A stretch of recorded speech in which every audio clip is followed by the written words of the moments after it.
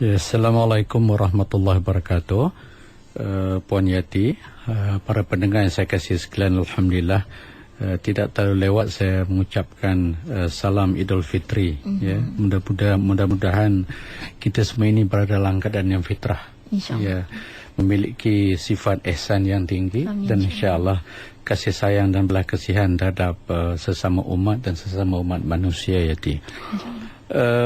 Tajuk ini agak luas, Yati. Ya, kalau disebut cabaran pendidikan semasa, banyak cabaran sebenarnya. Tapi oleh kerana masa kita terbatas, saya fokus bahawa cabaran pendidikan semasa ialah cabaran mengenai kualiti pendidikan, mutu pendidikan. Memang kalau kita tanya seorang bapa, seorang ibu, kan, warga masyarakat yang menghantar anaknya ke institusi pendidikan, tentu dia mengharapkan anak dia ini anak yang cemerlang, anak yang berjaya, kan? Anak yang tidak saja kalau boleh ya mencapai kehebatan akademik dan kemahiran teknologi pengurusan, ya. Tetapi dalam masa yang sama, Yati dan para pendengar yang dikasih, ya, mereka mahukan anak mereka itu mempunyai akhlak yang baik, sosial atau peribadi yang mulia, ya.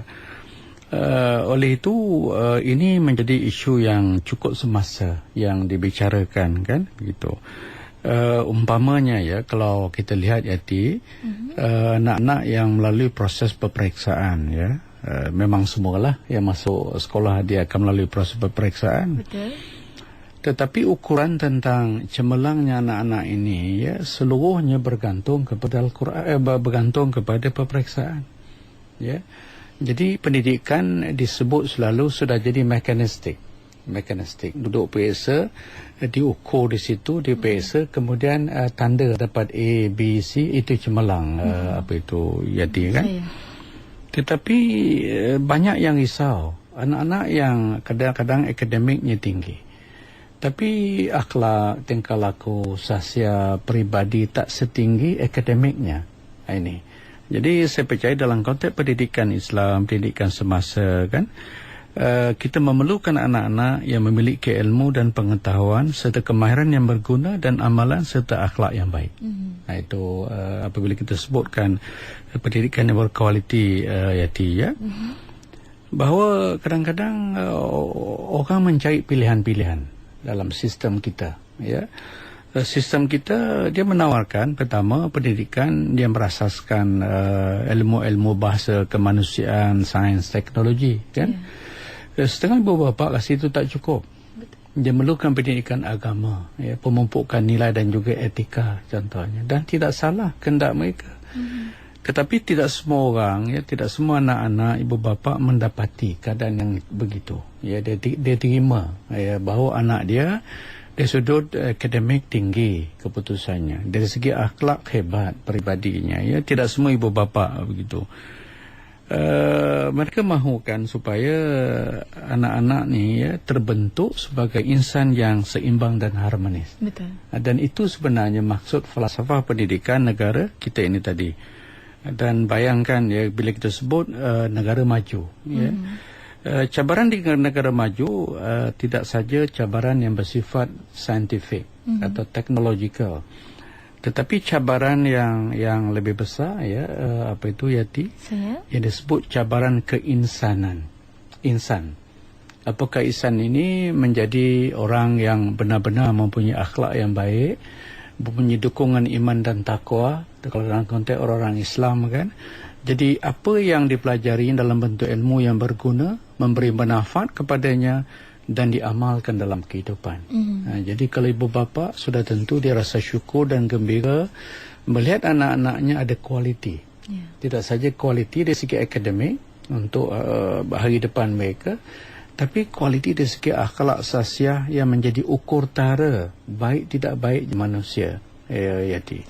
Ini asas yang sangat penting sebagai mukadimah, ya, Yati. Ya, silakan. Alhamdulillah. Dan mampu tak kita mencorak sebenarnya, ya, Datuk, ya, pendidikan hari ini yang mana mendapati faktor globalisasi yang memberi tumpuan kepada pembangunan teknologi tinggi, sedangkan pendidikan berkualiti ialah membangunkan nilai-nilai insan seperti yang Datuk nyatakan tadi. Ya.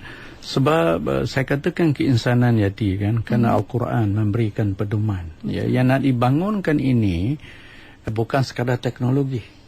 Yang nak dibangunkan ialah itu rijal, manusia. Sebab itu kalau kita lihat sejak zaman Rasulullah SAW, zaman sahabat, tabi'in, seterusnya Yati kan, yang dibangunkan manusia. Yang dibangunkan kekuatan akalnya, yang dibangunkan kekuatan hati dan kalbunya, yang dibangunkan cerminan iaitu amalnya. Itu yang kita bangunkan tadi. Sebab apabila manusia sudah terdidik, terasuh ya dengan acuan yang saya bayangkan tadi ya, dia akan mengurus sistem dengan baik.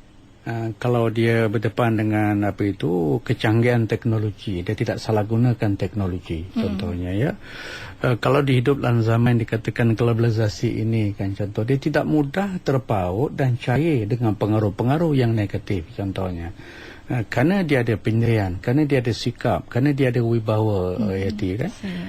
Jadi sebab itu kalau kita lihat lebih jauh, cabaran yang ada kini ya bagi anak-anak kita ya. Kalau dalam sudut Islam tidak saja cabaran yang bersifat fardhu ain, basic ya.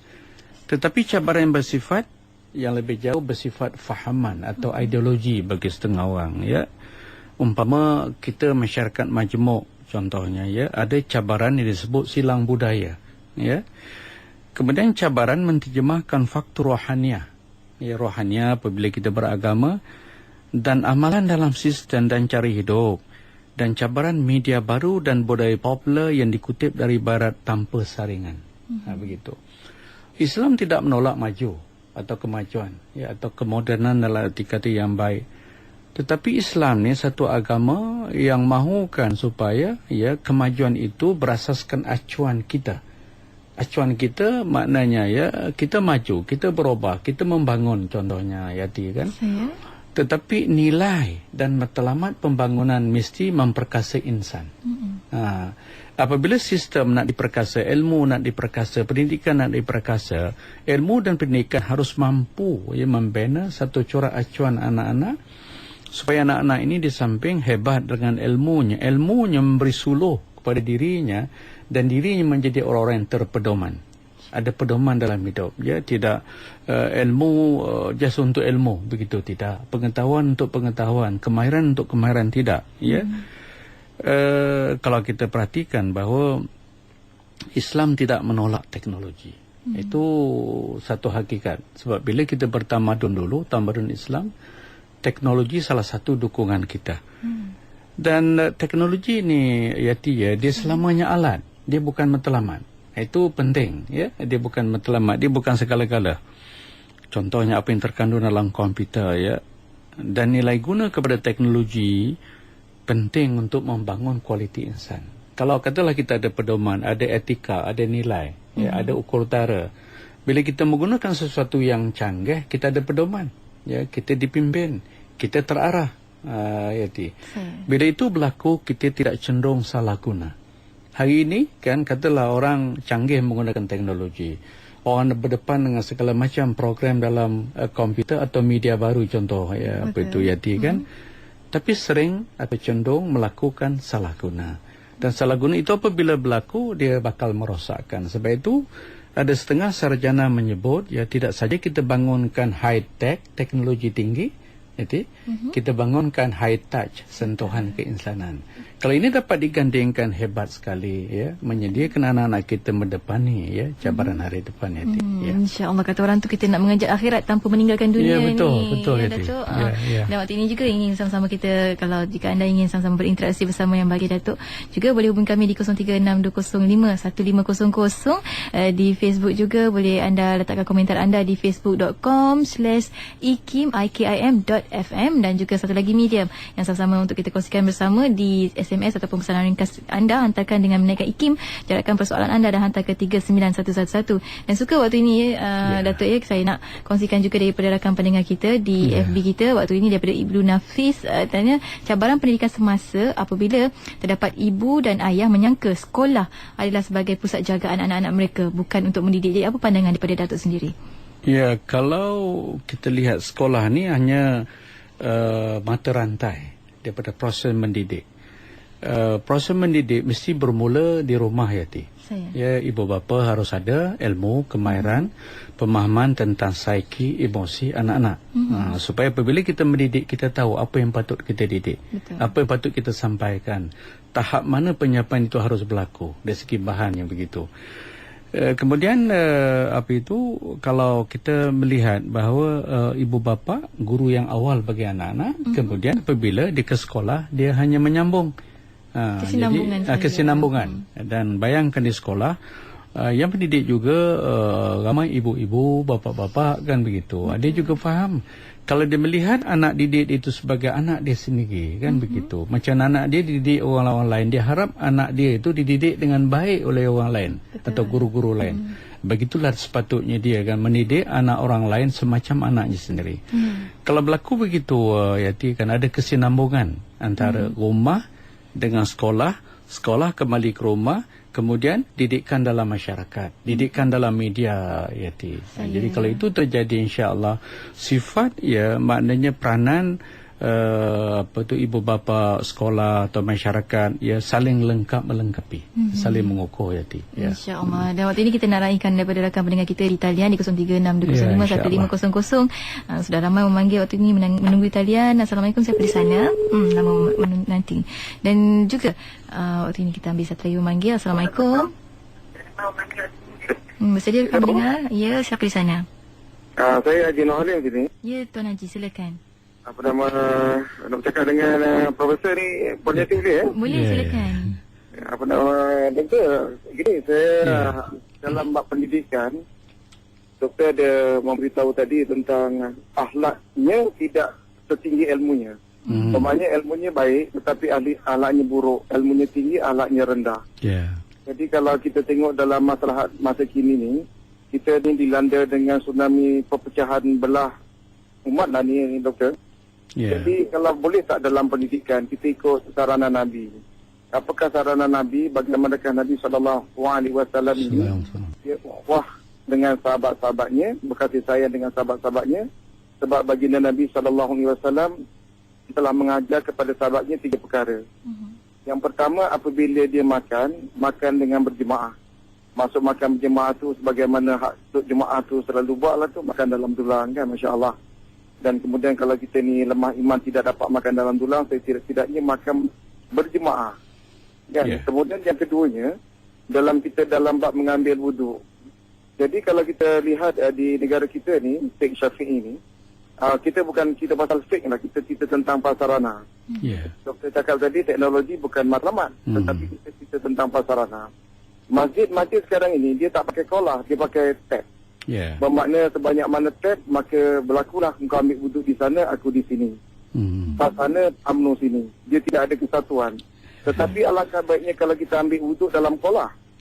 Yang mana apabila kolah tu kolah yang satu, tak kira apa bendera di belakang kau, di situlah aku basuh tangan, di situlah aku basuh muka. Berkongsi sama. Jadi air yang meniti itu dia akan bersama-sama akan mengikatkan lagi uwah. Akan satu hati. Tapi sekarang air kolah ni pun cukup susah. Mengikat kita nak cari masjid air kolah cukup sukar sangat. Kemudian yang ketiganya ni, apa nama tentang bab solat berjemaah. Yang sekarang ni solat berjemaah, dia punya saf ni macam ular kena palu, bintang pukang. Jadi hati tak bersatu. Jadi apakah sekiranya perkara ini dapat dibimbing ni Doktor dalam pendidikan supaya dapat penyatuan ini dapat berlaku dalam masyarakat. Jadi bagaimana saranan daripada Profesor? Terima kasih Tuan Haji. Assalamualaikum. Assalamualaikum. Bagaimana tu Datuk? Ya, itu soalan yang agak mencabar juga tu. Tuan Haji Nur Halim ya. Memang yang amat penting seperti Haji Nur yang sebutkan tadi, membangun jiwa jamaah. Dalam bahasa mudah, apabila jiwa jamaah itu merujuk pada solat, ya, dia nak membangun jiwa rokok dan sujud. Jiwa rokok dan sujud ini dia membawa kepada asas kepatuhan, keakuran, ketaatan dan sebagainya begitu. Itu sangat penting. Ya. Apabila berlaku pengingkaran, contohnya ya, daripada jiwa jamaah, dia memberikan kesan kepada ukhuwah, persaudaraan, begitu kan? Dia memberi kesan kepada semangat kebersamaan, kekitaan dan sebagainya. Seperti yang disebut oleh Haji Nur Halim tadi ya, hatta berwuduk pun ya, kalau mengambil kaedah lama kan, itu membina satu jiwa jamaah begitu ya. Apalagi solat jamaah ya. Dalam pendidikan Haji Nur Halim, ya, kalau kita ambillah satu subjek JKAF, ya, Jawi, Quran, Fardhu Ain sebenarnya, Haji Nur Halim. Pendidikan Encik Nur Halim, ya, dia tidak hanya memberikan asas-asas ritual rohaniah, tidak, ya. Pendidikan juga tidak memberikan asas ketatacaraan semata-mata. Contohlah, ya, JKAF, ya, anak-anak dia belajar azan, dia belajar contohnya, ya, ambil wudu, dia belajar contohnya solat dan sebagainya, begitu, kan? Gitu. Dan itu penting sebagai asas. Tapi maksud solat itu apa? Maksud wudu itu apa?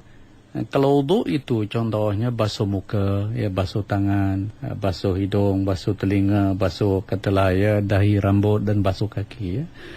Dia beri makna yang besar kepada kehidupan seseorang pelajar maknanya tadi, ya. Kalau katalah, ya, selepas kita minta dia secara ketatacaraan ambil wudu contohnya. Kemudian kita didik dia maksud wudu dalam arti kata yang luas. Apabila kita cuci muka kita cuci mata, kita cuci hidung, kita cuci mulut contohnya, ya.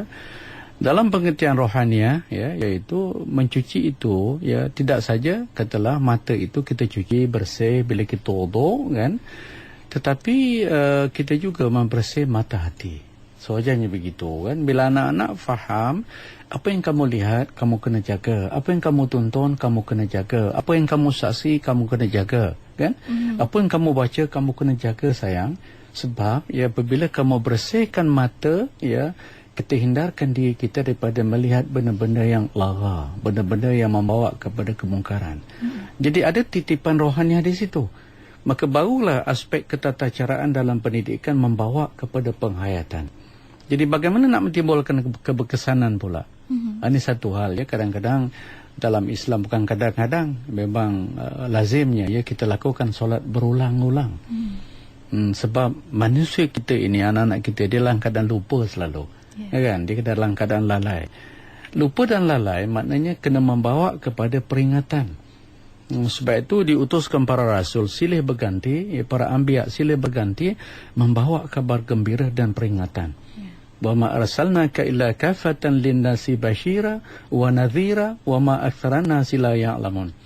Tapi banyak manusia tidak mengetahui begitu. Jadi bila kita berulang-ulang solat, kan, mendekatkan kita kepada Allah, dekat kita pada Allah, berlaku takarub ilallah, dekatnya kita pada manusia, timbul ukhuwah, timbul persaudaraan, timbul kekitaan, timbul kebersamaan, yati.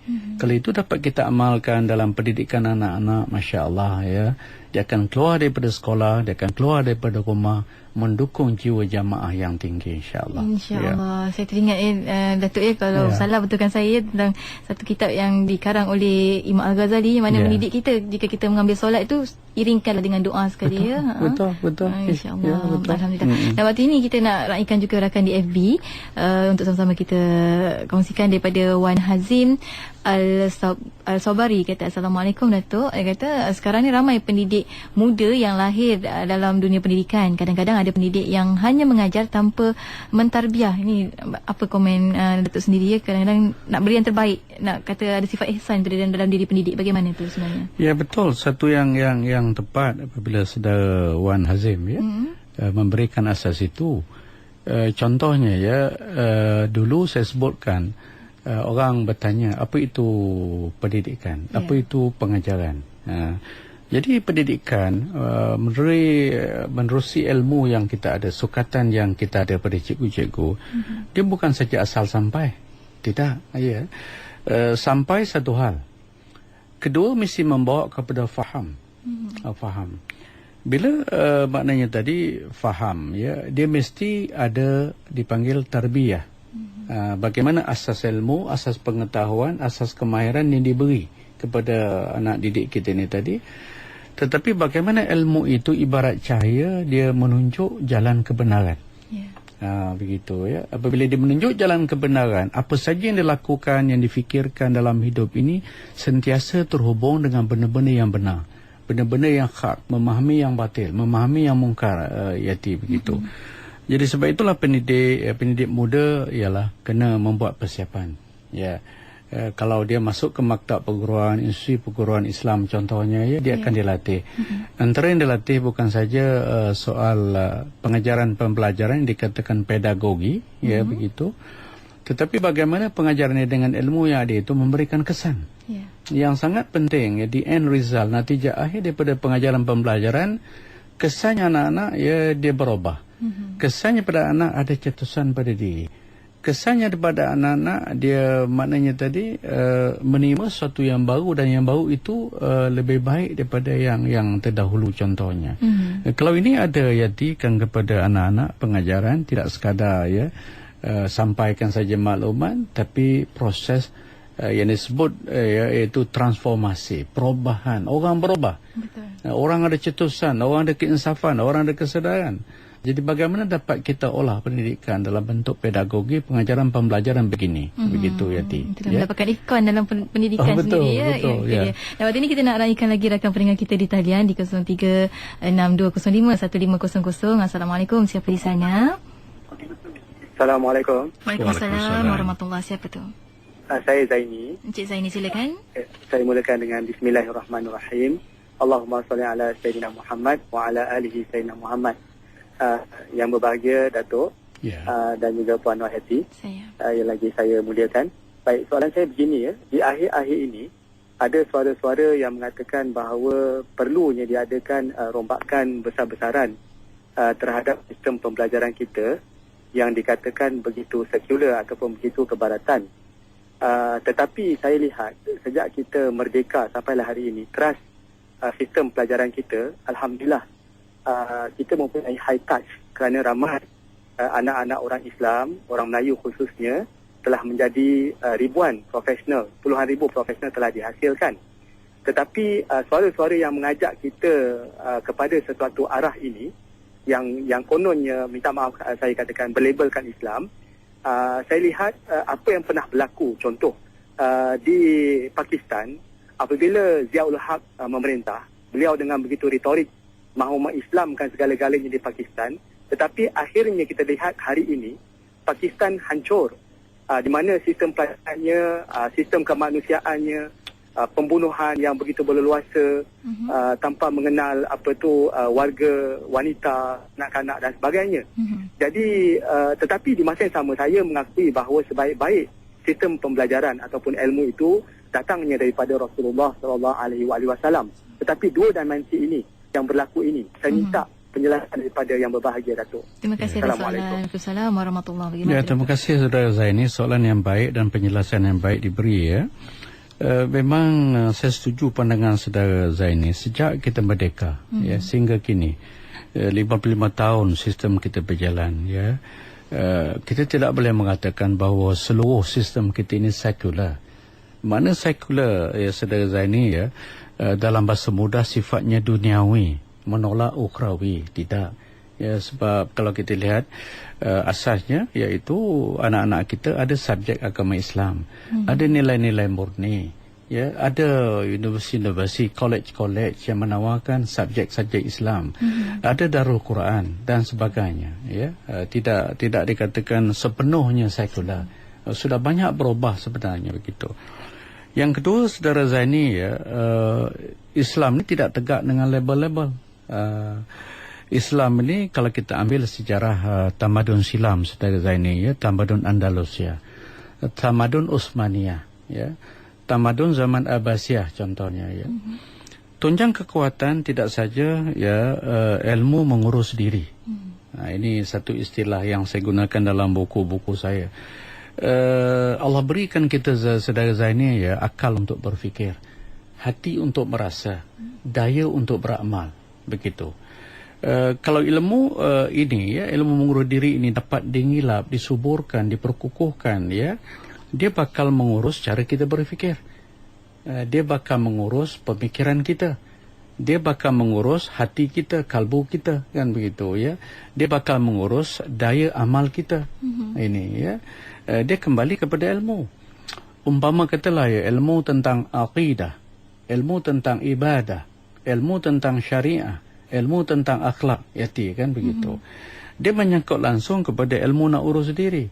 Sebab bila kita boleh mengurus diri kita, mengurus akal kita, mengurus hati kita, mengurus amal daya dan kita ni, iaitu kan, maka terhubung antara akal dan hati. Disebut mana akal budi.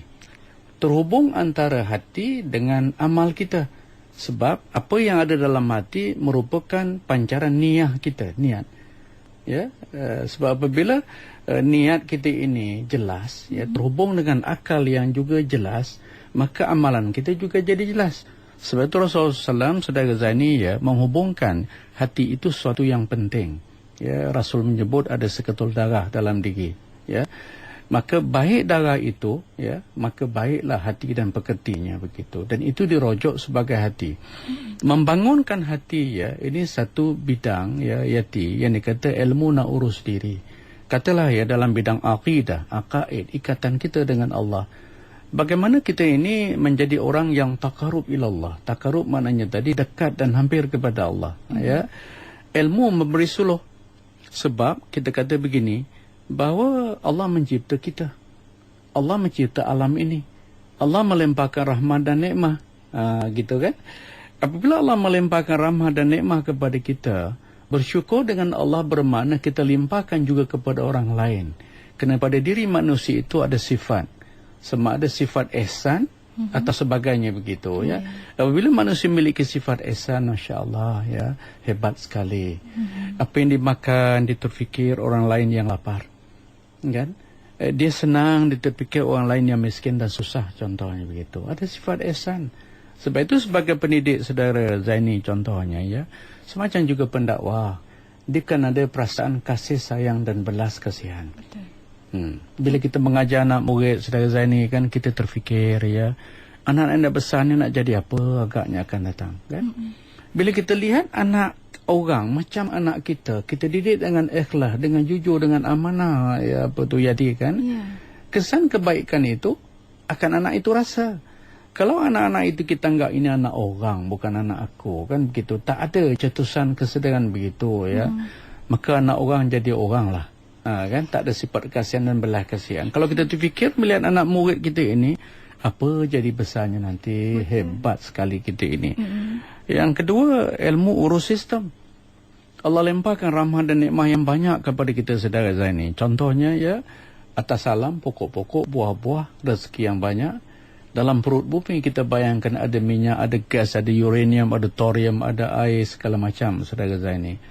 Ini memerlukan ilmu nak diurus. Betul. Itu yang saya katakan, ilmu urus sistem. Apabila ilmu urus diri itu sudah ada, kita ini orang yang amanah, yang adil, yang bersyukur dan segala macam. Ilmu teknologi, ilmu sains, nak mengurus sistem itu ada pada kita, Masya Allah, kita akan uruskan dengan amanah. Dan inilah kelemahan umat Islam, Yati, kan? Dan hampir di semua negara-negara Islam memiliki kekuatan sumber ini. Sebut, mana negara Islam tidak ada minyak, tidak ada gas, tidak ada uranium, tidak ada air bawah tanah, banyak. Tapi sayangnya apabila fokus ilmu pendidikan itu tidak kepada membangun ilmu sistem, ilmu mana urus diri, itu pun terbatas, Yati, kan? Dia menyebabkan kita bergantung kepada orang. Orang lain eksploitasi sumber-sumber yang kaya di bumi orang Islam. Sebab itu apabila kembali balik kepada sistem pendidikan kita ini, maka harus ada integrasi. Ilmu urus diri dan ilmu urus sistem, supaya kita hebat mengurus diri, dari kekuatan diri kita mampu mengurus sistem, Masya Allah, kita mampu membina tamadun, Yati, gitu. Insya Allah. Dan daripada penjelasan yang Datuk nyatakan tadi, sebagai umat Islam, apa persiapan kita ni untuk menghadapi cabaran perubahan semasa yang kata orang tu cenderung kepada faham liberal di suatu sisi dalam pendidikan Islam, dalam sisi yang lain pula. Bagaimana tu, Doktor? Ya, memang kalau kita lihat ilmu yang dikembangkan dalam proses pendidikan, Yati, mestilah sifatnya sepadu, integrated. Mengapa dikatakan sepadu? Kita tak boleh kata bahawa ini ilmu dunia, ilmu ini ilmu akhirah, ini ilmu aqliyah, ini ilmu naqliyah, gitu. Terpisah-pisah, tak boleh.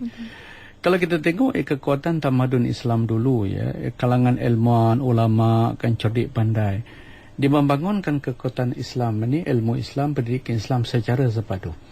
Kalau kita lihat madrasah-madrasah yang hebat, nizamiyat yang tersohor satu ketika dulu, Dia menawarkan ilmu-ilmu yang sepatu, dia tidak terpisah. Hatta ya kalau kita mengajar anak-anak tentang sains, kan contohnya, sains yang bertatakan nilai. Tidak sains kata orang just for the sake of science, tidak begitu ya, mengkaji tentang fenomena, mengkaji tentang persekitaran, tidak. Apabila kita mengkaji tentang sains ya, tidak saja kita mengkaji benda yang tampak, benda yang nyata ya, kita hubungkan dengan benda yang tidak nyata. Sebab yang tidak nyata, yang ghaibiat, Allah SWT itu mencipta itu semua. Jadi apabila kita katakan tadi air contohnya ya, tidak saja kita kaji secara saintifik ada elemen oksigen dan hidrogen di situ, full stop, begitu, tidak ya. Kita rujuk Al-Quran. Al-Quran memberikan asas bahawa air itu sebagai sumber kehidupan. Ada air, ada kehidupan. Tu air itu datang dari mana? Kan? Dari langit, betul. Hakikatnya dari siapa? Dari Allah SWT. Ya, manusia tidak boleh mencipta air. Jadi apabila saintis mengkaji tentang air, menghubungkan dengan pencipta kepada air, hikmahnya luar biasa. Hikmahnya luar biasa. Begitulah apabila contohnya anak-anak mengkaji sejarah. Kita dianjurkan mengkaji sirah. Ya, mengkaji sirah. Apabila kita mengkaji sirah dan kisah, kita mendapat ibrah. Ibrah maknanya teladan. Ya, sebab manusia ini ya dihidup dengan teladan. Kalau ini dapat dilakukan Yati, kan begitu hebat sekali sistem kita.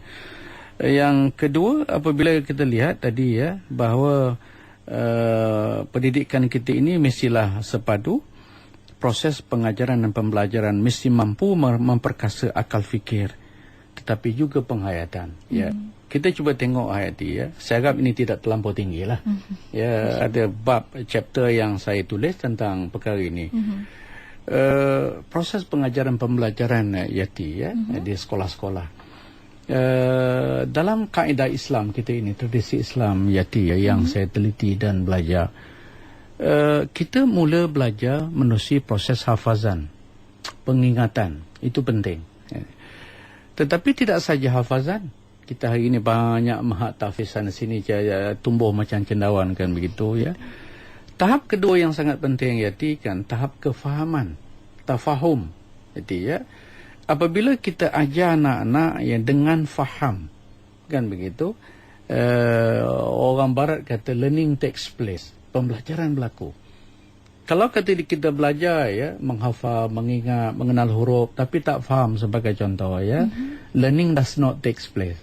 Pembelajaran tidak berlaku begitu. Baik, tidak saja maknanya tadi penghafazan, kefahaman apa itu Yati, kan membawa kepada pemikiran ya, articulation begitu ya. Asas-asas yang kita faham membawa kita berfikir. Apabila kita berfikir, kita menjana ilmu. Sebenarnya ya, ilmu kita bakal berkembang. Bila ilmu kita berkembang, maknanya ya, bayangkan kalau ilmu itu bersifat sepadu, perkembangan dalam konteks fikir dan zikir ya, kita melihat sekitar kita dan kita menghubungkan sekitar kita dengan yang gaib Allah SWT, hebat ilmu yang kita miliki ya, kan begitu. Yang keempat yang lebih mencabar ya, iaitu bagaimana proses penyerapan atau disebut internalisasi ya, data, fakta, maklumat, pengetahuan yang kita terima itu ya, boleh tidak kita serapkan ke dalam diri. Apabila proses penyerapan itu berlaku ya, bertatahkan nilai, dia memberi kesan pada hati ya, memberi kesan pada jiwa. Bila jiwa itu kukuh dengan ilmu-ilmu yang memberi suluh ya, maknanya tadi dengan nilai-nilai yang baik yang bermanfaat Yati, bayangkan ya, dia akan terdorong melakukan sesuatu amal berasaskan apa yang ada pada hati dan pada fikir dia begitu. Kemudian barulah kita lihat ya faktor penghayatan. Jadi bila kita berilmu ya, bila kita ini bermaklumat contohnya ya, dan kita faham dan berlaku penyerapan ya, kita pun berfikir, maka wujud penghayatan. Sebab apa bagi saya ya, Islam ni Yati, dia bukan sekadar kerohanian dalam bentuk yang terbatas, tengah mengatakan ritual ya. Kekuatan Islam ialah kekuatan ilmu yang patut kita miliki. Sebab itu apabila Allah SWT yang memilih seorang rasul, tidak pilih begitu saja ya, dibekalkan dengan ilmu iaitu Al-Quran. Tidak saja Al-Quran ya, mana Rasul itu mengamalkan apa yang terkandung dalam Al-Quran. Nah, bila itu berlaku, kita ada kudwah, kita ada contoh, iaitu seorang Rasul yang mengamalkan apa yang terkandung dalam Al-Quran. Yati. Bila itu berlaku, bahawa dia asas kepada pendidikan kepada umat dan umat manusia, insyaAllah. InsyaAllah. Dan ini mungkin soalan terakhir kita ambil daripada FB, daripada Muhammad Suhaidi Ismail. Kata, Assalamualaikum Datuk. Kata, cabaran pendidikan masa, adakah perlu ditekankan elemen celik budaya di kalangan pelajar? Kerana masa kini ramai yang kurang mendalami sejarah, adat, budaya dan warisan kita. Mungkin lanjutan juga daripada apa yang Datuk ulaskan sebentar tadi. Siapa penanya tadi? Suhaidi. Suhaili, ya. Saudara Suhaili, soalan yang baik, ya. Apa maksud celik budaya? Ini penting, ya. Kalau kita mengamati, saudara Suhaili, perkataan budaya itu gandengan budi dan daya. Ya, bagaimana budi, sesuatu yang murni, yang tercetus dari hati, diterjemahkan dalam bentuk amalan ataupun daya. Begitu. Jadi apabila kita katakan celik budaya, ya, dalam arti kata yang luas, ya, katalah kita orang Melayu contohnya, ya. Umumnya orang Melayu itu beragama Islam, begitu kan. Jadi apabila kita sebut Melayu ini tadi, dia sudah Islam. Cuma Islam Melayu ini tadi tengok degree dia. Ada yang orang Melayu Islam keturunan, ya, secara awam, secara nominal kata orang lah begitu. Ada orang-orang Melayu contohnya, ya, mana pendalaman Islamnya, pengetahuannya tinggi, dan penghayatannya juga hebat begitu. Dia memerlukan pertama proses dakwah, proses tarbiyah, ya, dan proses didik yang kita bincangkan hari ini, ya. Bila pendidikan berlaku dengan baik, orang berubah. Begitu. Kalau tidak, dia akan mengamalkan yang lama. Jadi apabila kita sebut celik budaya, ya, kita kalau kita lihat hari ini kita macam mana? Alhamdulillah ada kesedaran Islam, ada cetusan Islam, dakkan Islam. Kalau boleh besok berubah menjadi negara Islam, kalau boleh, kan begitu. Tetapi ini menuntut proses, ya, ya, dia tidak boleh berlaku secara mendadak tiba-tiba. Ya. Sebab itu pada pengalaman saya sebagai da'i, murabi, pendakwah, pendidik, kan begitu, ya. Apabila kita mendidik, kena kita tahu madu'u kita. Madu'u ni sasaran kita. Ya. Umpamanya, ya, kita celik budaya, contohnya, ya, bila kita mendekati orang Melayu, kita tahu orang Melayu itu apa. Kita mendekati katalah orang orang Tionghoa sebagai contoh. Bagaimana budaya dia? Kita kena faham. Sebab dengan celik budaya yang ada, ya, kita boleh mendekati dengan bijaksana. Begitu kan? Dan kita tidak boleh menolak faktor budaya, ya, atau sejarah yang lalu. Kita tidak tiba-tiba jadi begini. Jadi katalah kita merdeka 55 tahun kan. Proses 50 tahun tu, ya, dari segi kita anak-anak hari ini dengan saya masa yang lalu, ya, lahir sebelum merdeka, ya, begitu. Begitu. Dulu susah kita. Ya, hari ini anak-anak kita hidup dalam keadaan senang. Betul. Ya, begitu. Buka turun saji, makanan dah ada. Nak ke sekolah dah ada kereta menunggu. Di sekolah mak ayah bagi 2-3 ringgit. Zaman saya nak dapat 5 sen pun payah.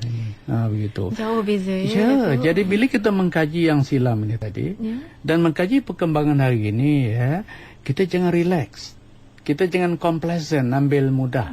Ya, pertama, ya, Allah memberikan, melimpahkan kita rahmat dan nikmah yang sangat banyak, ya. Maka kita harus berlatih diri bersyukur. Bila bersyukur kepada Allah ni, kan, kita latih diri supaya berterima kasih pada manusia. Siapa contohnya, ya? Mak ayah kita empas pulas, bekerja susah payah, kan, nak cari duit, nak jadikan kita pandai, nak tanggung kita ke universiti contohnya. Tak boleh kalah lafaz terima kasih pada ibu dan bapa. Begitu juga dengan pihak-pihak lain, ya. Betul. Saya belajar dulu, ya, saya dapat scholarship yang banyak contohnya tadi, ya, mana bantuan yang banyak contohnya. Saya tidak boleh berterima kasih. Terima kasih saya dengan menabur budi pada masyarakat, dengan membantu masyarakat, begitu, ya. Kalau itu ada pada kita, ya, kita ini terdiri daripada orang yang bersyukur dan berterima kasih. Ini yang semakin hilang, ya, yati dari kita, sehingga bayangkan kita dengar banyak cerita ibu-ibu, bapa-bapa terbiar. Ibu-ibu, bapa-bapa, ya, dihantar ke rumah-rumah, maknanya tadi kebajikan, kan. Kerana kita tidak merasakan terima kasih. ya kepada ibu bapa dan bersyukur kepada Allah yang memberikan kita ibu bapa yang baik, yang memberikan kita rezeki, yang menjadikan kita profesional dan segala macam. Kalau kita lakukan itu ya Yati kepada ibu bapa kita, tunggulah masanya bila kita jadi ibu bapa pula besok ya, mungkin anak-anak kita melakukan sesuatu yang lebih parah dan dahsyat lagi kepada kita. Apakah itu sesuatu yang Islamik? Kita kata tidak sebenarnya. Kita kena kembali bahawa ya kehidupan kita ini baik dulu hari ini akan datang ibarat mata rantai. Bila masuk mata rantai ya sifatnya sambung sinambung. Hari ini kita berada dalam situasi mungkin mewah. Kita renung balik zaman dulu ya bahawa kita susah. Betul. Kita tengok balik masa depan kan, tengok mungkin tak kita jadi susah balik mungkin. Apa yang berlaku di Rohingya kan ada sejarah. Apa yang berlaku di Afghanistan ada sejarah. Apa yang berlaku di Iraq ada sejarah. Ya, sejarah mungkin mengulangi. Kita berdoa pada Allah Yati ya. Kita ini orang-orang yang bersyukur dan berterima kasih. Mudah-mudahan Allah rahmat dan limpahkan lagi ya Yati ya, iaitu rezeki yang baik dan juga rahmah yang nikmah yang tinggi kepada kita. InsyaAllah. Yati ya, insya-Allah. Itu ya. dia.